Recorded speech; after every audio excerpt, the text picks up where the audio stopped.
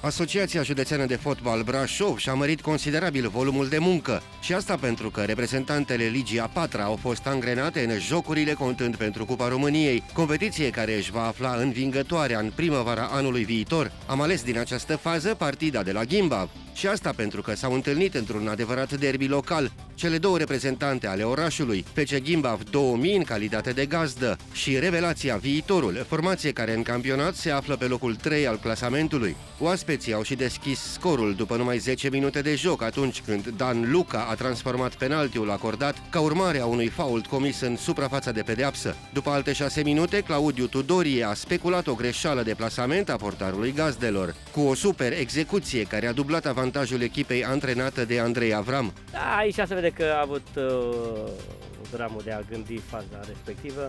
Asta înseamnă că totuși e preocupat de a progresa. FC Gimbav a redus din handicap până la pauză, însă, în actul secund, nu a mai avut forța necesară pentru a trimite meciul în prelungiri. Tot oaspeții au fost la un pas de gol spre finalul întâlnirii, atunci când portarul Laurențiu Ungureanu a salvat miraculos o minge pe care scria cu majuscule gol. Viitorul Gimbav își învinge Concitadina cu 2-1 și se califică în faza următoare. E un joc tipic de cupă, în care interesul este puțin mai mic decât cel din campionat. Dar, până la urmă, știți că vrei să câștigi, că echipa care e mai bună ar trebui să-și arate totuși valoarea. Nu putem să spunem că am fost prea mult pe adversar, dar am concretizat fazele fixe și pot să spun că la rezultatul acesta e normal să ne bucurăm.